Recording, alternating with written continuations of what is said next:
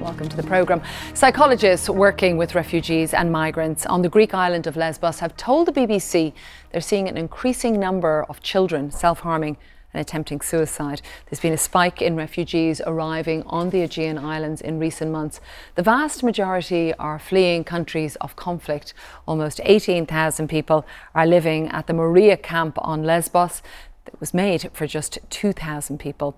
Our global health correspondent Tulip Mazumder reports from there, and I should say you may find some of the details upsetting.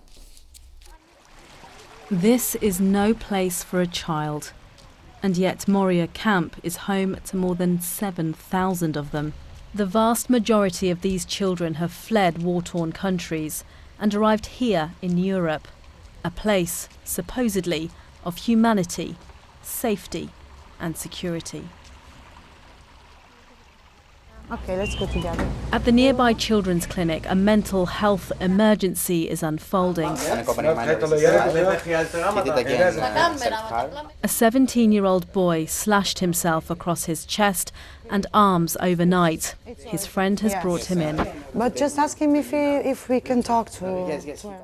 This is a sadly common scene here. He's not well. He does want to. He talks about wanting to do this again. More than 150 children have been referred to MSF psychologists in the last 2 months alone. That's double the number from the summer. 2 of those children attempted suicide. The youngest was just 13 years old. Normally a child, when experience something traumatic, has to have the time and the space to recover. Moria does not allow children to recover. In a child in the preschooler age, you can see children banging their head against a wall, for instance, pulling their hair off. And in the age more between 12 and 17, we see children start to cut themselves, strongly start to talk about the desire of dying. A father in desperate search of help for his family. His daughter Zainab has autism and epilepsy. It took them 2 months to get here from Afghanistan. They met us at a makeshift community centre at the camp. He described how they all almost died when they were flung into the sea as they crossed from Turkey. Their bag with their money and Zainab's medication was lost. The children were just screaming. They had so much fear. And the darkness. We always remember the darkness. Both children, he tells me, are utterly traumatised. At night, Zainab screams. She doesn't sleep. She hardly eats. We were refused permission to film inside the main government-run part of the camp, but the overspill into the neighbouring olive grove now holds around half of the almost 18,000 population of Moria. Some families are getting stuck here for months, awaiting news on their asylum claims. The Greek government recently announced plans to move 20,000 people off this island and neighbouring islands by early 2020, but movement on that has been extremely slow, and people, particularly women and children, keep arriving on these islands every week. More than 1,000 children in these camps are travelling alone. Most are teenagers. This 15-year-old boy, who we're not identifying, is staying in a shipping container with 20 other unaccompanied boys. I have come from Afghanistan here to feel myself in a safe place, but I think it's not a safe place. It's really dangerous. I'm thinking about everything, what will happen to me, what I'm going to do in here. After this, what will come. The teenager is being helped by this legal charity. They work with some of the most vulnerable people in Moria. So I'd say between 700 and 800 kids that are sleeping outside the sections. They're sleeping on the streets, in the beach, in a park in the middle of town where they say there's a prostitution network, in the mosque with other adults in the tents because they don't have tents, so they choose to share with adults. Children are resilient. My name is Mustafa. Here, in a tented shack which is used as a community centre, staff are trying to help them remember simply how to be children. My name is Nargis. There are art classes too. Zakria, himself a refugee, helps to run this facility. They learn something. They become busy here. They came here for 2 hours, 3 hours, and they play, coloring, drawing, and it has brought lots of impacts and lots of happiness for them. Another precious place of solace. These children are learning to play the guitar. A dim glow of hope in these dark times. Tulip Mazumdar, BBC News, Moria Camp in Lesbos.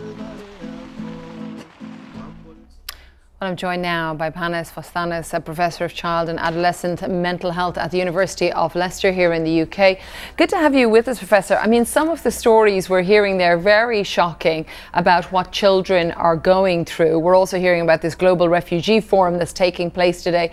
What would your advice be when people are trying to work or plan for an influx of refugees and, of course, young children?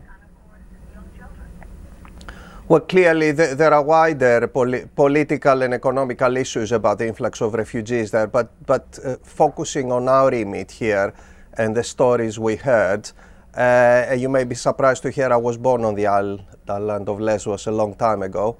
I think that the first two steps for me would be coordination of services, because there are services even in these difficult circumstances in Moria, but they're not well coordinated. And the next step would be safety and child-centered approaches, and we had some good examples, but they're quite few, before we think beyond. Because some of these seem so extreme, these children that have been through so much. I mean, what would your advice be of what needs to be implemented, perhaps on Lesbos, but also, of course, there's many other places with refugee camps? Well, Lesbos is a bit unusual because of the extreme circumstances. But psychosocial interventions and support do not necessarily indicate therapy, at least at the beginning. There are different stages, and I think they need to be integrated at every stage of the migration journey. Of course, the immediate response in Lesbos is the hardest, but having safe and child-centered environments, and as your colleague said, to have some kind of safe haven for the children is the first step. And the next step is start building them up as they move, whether it is more long-term placements or in community placements, where one can start integrating them in the community, doing schoolwork, and then gradually initiating psychological interventions. You know, you talk on that journey, I think, is what was so traumatic for some of those young children. But the thought of having some sort of help in place along that arduous journey, it seems to me, from what people are saying, a pipe dream at this moment that the children would be thought of as they make the journey. Are you hopeful for that? Well, I'm not terribly hopeful because of the overall circumstances and that what we hear and the lack of coordination, but I'm more hopeful in people's understanding and sensitivity that children's needs are wider than physical needs, and nobody disputes that the basic needs should be met first. I think where there might be some misunderstanding, it's that it's either or, and interventions can be integrated by training staff and applying what they're doing in their existing roles. So it's not necessarily adding interventions or programs on top of what is already happening. Panos Vostanis, thank you so much speaking to us from Leicester, but originally from the island of Lesbos.